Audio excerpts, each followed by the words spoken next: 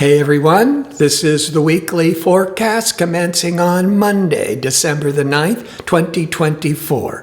Before I get into what's going on each day, looking at the big picture, Mercury is retrograde one more week, so you got to be careful of mistakes, losing things, having misunderstandings, and that Mercury is retrograde or goes through this week. Next Sunday, on the 15th, Mercury goes direct. And I'll talk a little bit more about that later, because that's happening on Sunday.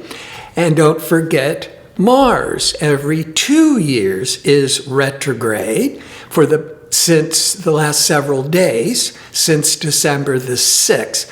Now, it's retrograde for a long time, till February 23rd.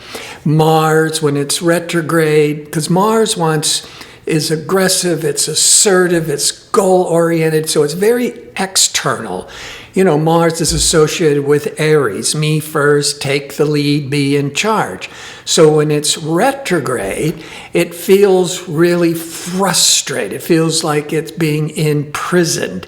And so Mars in retrograde can be a really irritable, frustrating, draining energy time overall. And it's in Leo, so depending on how Leo impacts your chart, may give you some clues of what this frustration is.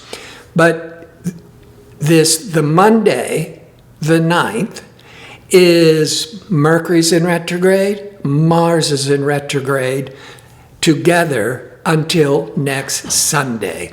So got to be very mindful and careful, because Mercury in retrograde can trigger a lot of misunderstandings, confusions. But having the Mars in retrograde at the same time can be all this impatient, jumping to conclusions, irritability. So the Mercury of kind of conversations and Mercury and Mars, more of the irritability and jumping to conclusions. It might be not happening directly to you, because it depends on where these planets are retrograding in your chart. But you may very well notice it with others, at the workplace, with your friendships, that there could be more bickering, more arguing, more this tension and stress. Now, that's what's happening overall. So are you just play a victim to it, or you take that energy, that frustrating energy, and try to channel it as more productively, because it's just energy. How do you take this frustrated energy and have it be more productive? Well, on one hand, this could be very favorable for a lot of work, Mars projects, the Mercury in retrograde, that you're reevaluating, you're re-editing, you're revising. But also to keep the mind from being anxious and nervous and impulsive, meditation, with swimming, yoga, long walks in nature, if that's even possible where you live, to really calm the mind, calm the body, and in many ways it can be like a time to do a lot of revising, rethinking a lot of these major goals. But you want to stay centered, and not be so, quick to jump the gun. And along with this week till the 15th of December, with Mercury in retrograde, with the Mars in retrograde, on Sunday the 15th, as Mercury goes direct, it is a full moon in Gemini. A full moon we have every 4 weeks. A full moon can test relationships. The full moon can bring whatever has been simmering, any resentments, any hidden agenda, and brings it out into the light, or exposes it. And with that Mercury, now Mercury, when it goes direct, it is not yet time to be making really important decisions. Now it's no longer going retrograde, but it's called the shadow period. It could take up to 2 weeks until the very end of December for Mercury to be back to its regular speed. So as I always try to explain, every time Mercury goes direct, Mercury is the mind. Mercury is your decision-making faculties. And when it stops retrograding, and before it starts to make any noticeable movement going forwards, it's at a standstill. And so your mind may be at a standstill, what to do, really intensifying your thoughts. And the mind, or the Mercury, as it's slowly trying to pick up speed, then your mind, your mental faculties, maybe your confidence is slowly getting back on track. So you want to give it some time before you're making really major decisions. Now, before I start with what's going on every day, because this is a very active week, with everything else going on, there's lots of moon void of courses. There's a number of very important planetary events outside of the Mercury and the Mars. So, before I get into all of that, if you enjoy these kinds of videos and would like to see more of them, click like and subscribe. And don't forget to click on the notification bell so you can receive the latest postings. All right. I always start with each day, where is the moon? Because the moon represents the public. And so on Monday, the 9th, the moon is in Pisces. So that's kind of the general feeling of the public reaction. Keeping in mind, there's a lot of nervous irritability, jumping into conclusions because of the Mars and Mercury in retrograde. But the moon in Pisces is very sensitive, wears its heart on its sleeve. With all these jumping in conclusions, you might even get your feelings hurt. You could be feeling too much and too nerve-wracking. And the moon is void of course. And when I talk about it, if you're new to my videos, the void of course means every 2.5 days, the moon changes signs. But while it's in the process of changing signs, when it's no longer aspecting the other planets in the chart, until it changes signs and it starts the new cycle again, when it's no longer impacting any other planet, so there's no energy, the moon is void of course. It's void of energy. It's unproductive. And to have a void of course, unproductive energy with Mercury in retrograde, when you certainly do not have that clarity, you don't have all the information, so you want to stick to the routine. It's good for reflecting, for resting, but you want to avoid, think of void of course moon like a mini Mercury in retrograde. And when they're happening at the same time, you really want to think about what your decisions you're making, choices you're making. And with the Mars in retrograde, you may be feeling this anxiousness, irritability to jump the gun. So the moon leaves void of course and goes into Aries around 5:39 a.m. Pacific time. There's a big difference in the emotional tone with the public. When it's in Pisces, Pisces is more introverted. And when the moon goes into Aries, Aries is fiery. It's ruled by Mars. So the public reactions with the moon in Aries is more extroverted. It's more willful. It's more aggressive. But you got to stop and breathe and think before acting, because with Mars, the ruler of Aries, and Mars is retrograde, and now the moon is in Aries, you might be feeling a lot of impatientness, impulsiveness, and you got to calm it down so you don't shoot yourself in the foot. Now, also on Monday, the 9th, that moon, that public moon, when it moves into fiery Aries, by late morning Pacific time, the moon will actually be in harmony with Venus.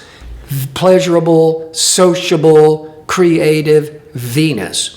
Venus also seeks harmony and diplomacy, cooperation. So with the moon, there's a really strong need to bring harmony and balance and peace. But with the retrogrades, maybe you're feeling like overly anxious to fix whatever is in disharmony, and you might even be making things worse. By mid-afternoon on the 9th, Pacific time, the moon in fiery Aries will be trining or in harmony with the retrograde Mars. And Aries is ruled by Mars. So there's a lot of drive and motivation and courage, but the Mars is retrograde. So there is some useful energy here of certainly not wanting to start anything new because of the retrogrades. But with that Mars in retrograde, you could be cleaning up and bringing closure to old work projects. And by mid-afternoon, Pacific time, with that emotional moon, excellent with Mars, you might have more motivation to really clean up and finish an old project, not start a new one. On Tuesday, the 10th, moon still in fiery, courageous Aries, ruled by Mars. It's going to be in harmony, called a trine, to the sun in Sagittarius, early afternoon, Pacific time. Sag and Aries are fire signs. When the moon and the sun are in harmony with each other, it's like everything seems to flow more easily. There's more compatibility. And being in fire, there could be more inspiration, more excitement. The moon, however, will also, in Aries, will go void of course at 2:14 p.m. Pacific time on a Tuesday. And it remains void of course with the retrogrades through the end of Tuesday into Wednesday till 7:56 a.m. Pacific time on the next day on Wednesday. So this is a very long time for the moon to be void of course with the retrogrades. So you'll get more out of it, not trying to move forwards, not trying to finish or fix anything, but reflection, with introspection, with contemplation.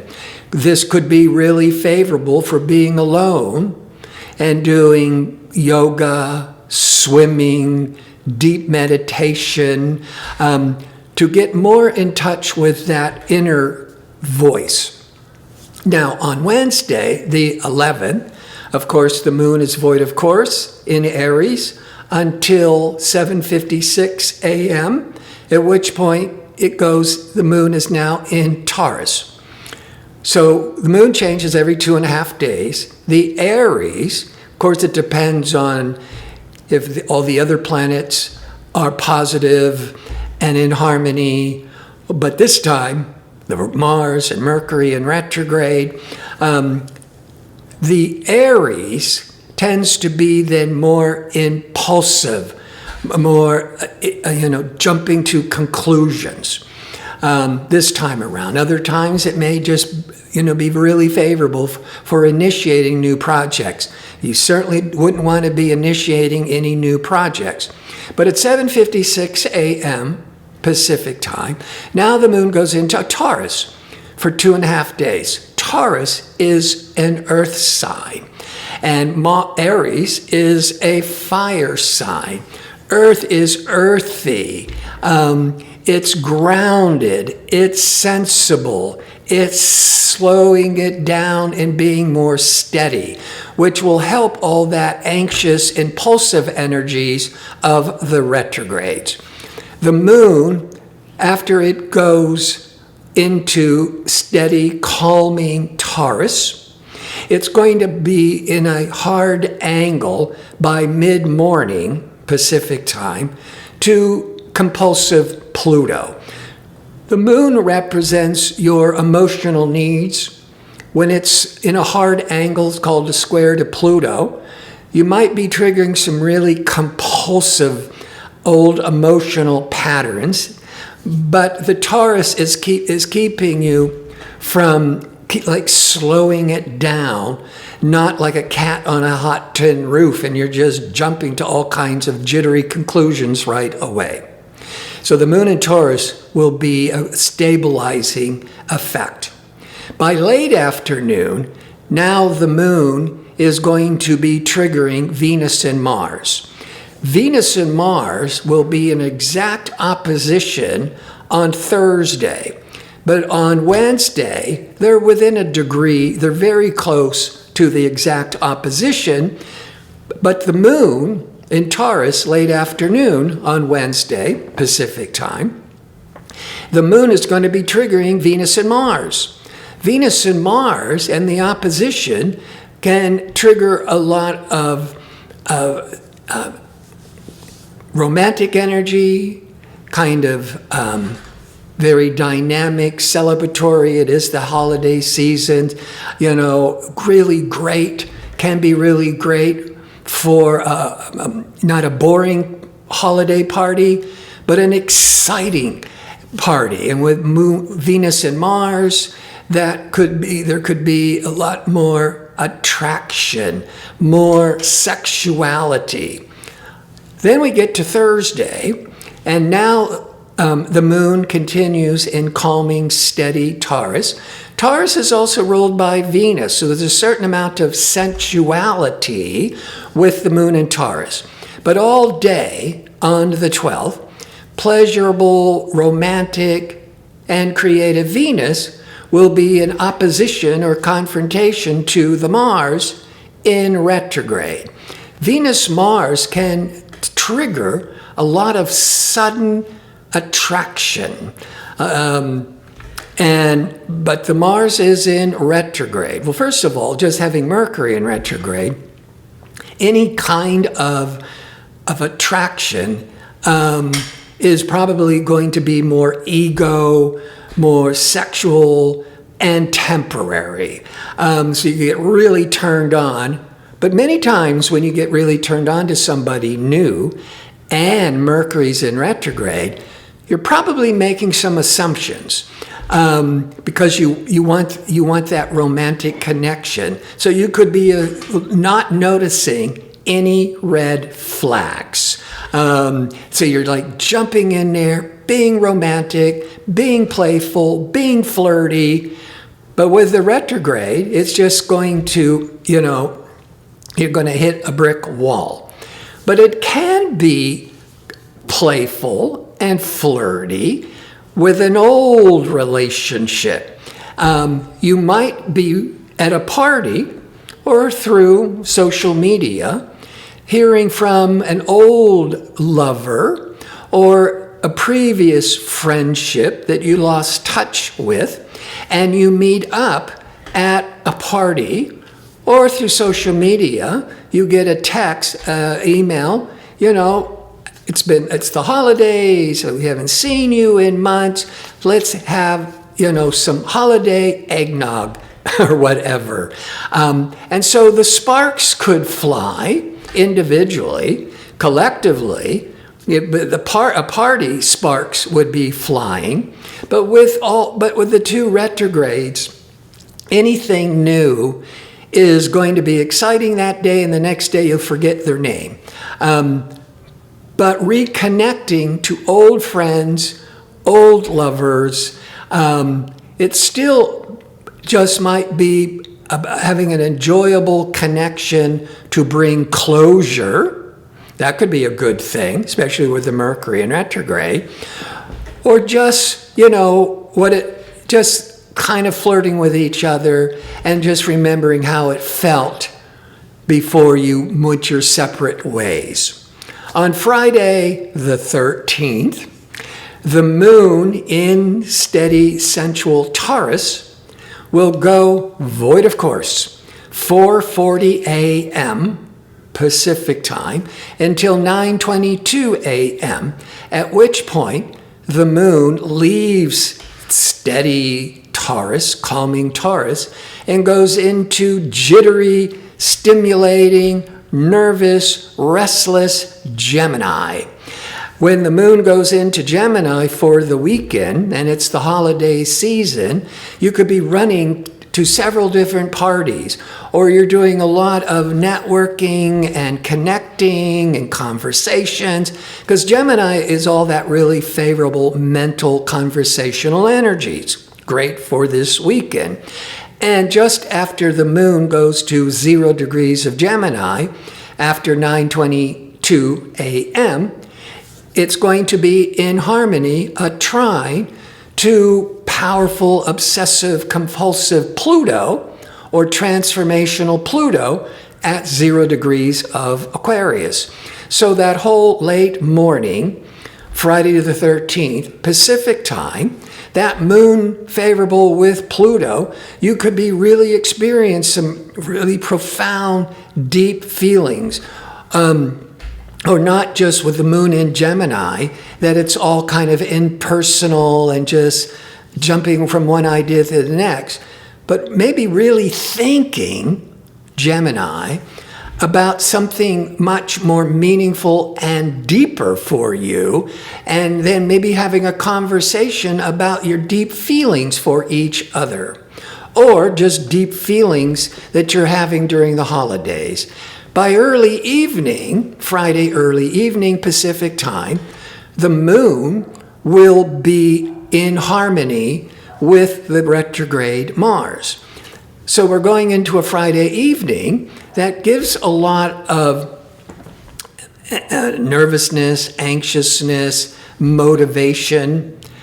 But with the retrograde, again, maybe you're reconnecting with an old work associate, or an old sexual attraction. That's that Mars retrograde, reconnecting.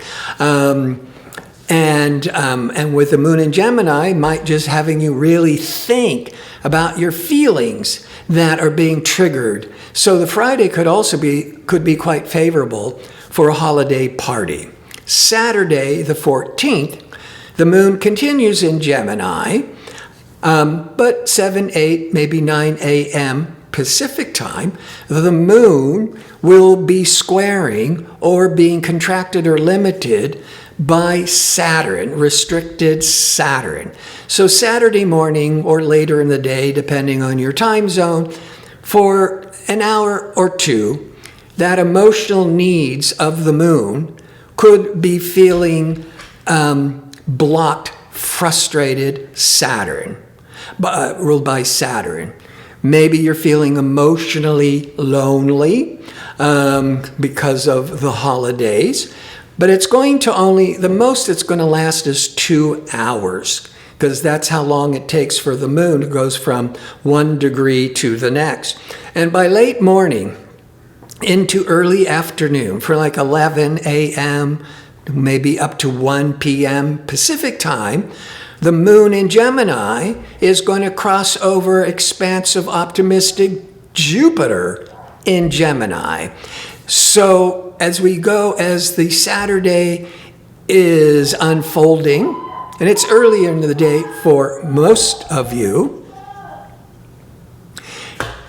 great for shopping, great for making plans, great for feeling more upbeat and optimistic, as you're preparing for your Saturday holiday festivities.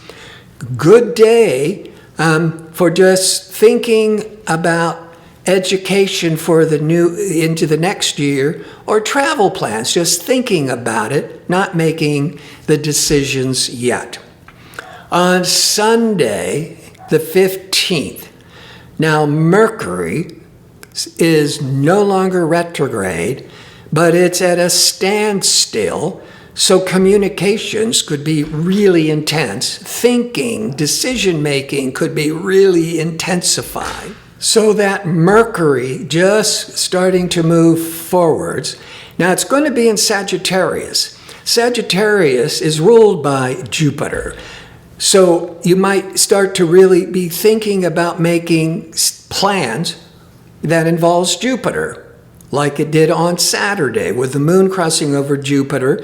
Now Mercury in optimistic Sagittarius ruled by Jupiter. It's not time yet to be making the commitments, but you could be really thinking from Saturday, especially into Sunday, about your long-range plans into the new year, educational plans, travel plans. That's all that Jupiter and Sagittarius. But give it at least a week, because this first week of Mercury going direct your mind is still slow, unsure, still second guessing, even though it is moving in the right direction. And around 1 a.m. Pacific time is the peak of the full moon in Gemini. In general, every month, the full moon brings to light anything that's been simmering on the back burner, anything that is been hidden is being revealed, secrets are being revealed. In general, the full moon will test relationships. And Mercury, with Mars continuing to be retrograde, but Mars is going to be even more intensified on the 15th. Now at least it's starting to want to move forwards. But decision-making, communications is going to be really intensified, and you still have Mars jumping into conclusions and being impulsive and being irritable. With the full moon, you're being overly emotionally reactive. So you still want to think about calming the mind down, calming the body down, maybe really just thinking and sleeping on what you would like to do in the coming weeks, but don't make any commitments yet. And then at 6:32 a.m. Pacific time, the Gemini moon will go void of course until 11:22 a.m., at which point it goes into Cancer. Gemini in Cancer, the energies are very different. Gemini is scattered, it's stimulated, it's restless, it's talkative, and with the full moon, really, and Mercury, the ruler of Gemini, really stopping and intensifying, going direct, the mind is all over the place. All this mental stimulation, all these ideas. But then when the moon goes into Cancer, Cancer is emotional, it's nurturing, it's reflective. Cancer rules the home and family. There's more of a tendency that after maybe a lot of overly stimulated activities for the holidays or whatever's going on in your life, maybe come Sunday after 11:22 a.m. and the moon's now in Cancer, you just want to stay at home or just stay close to family. You just want to rest and maybe nurture others or nurture yourself, as opposed to like running all over the place. But all that running around Gemini is pretty good most of the time when you're celebrating for the holidays. I want to thank you for watching. If you like information on how to book an astrology reading or to check out my 2-question offer, visit my website at gardino.co, that's .co. Until next week, be safe and well.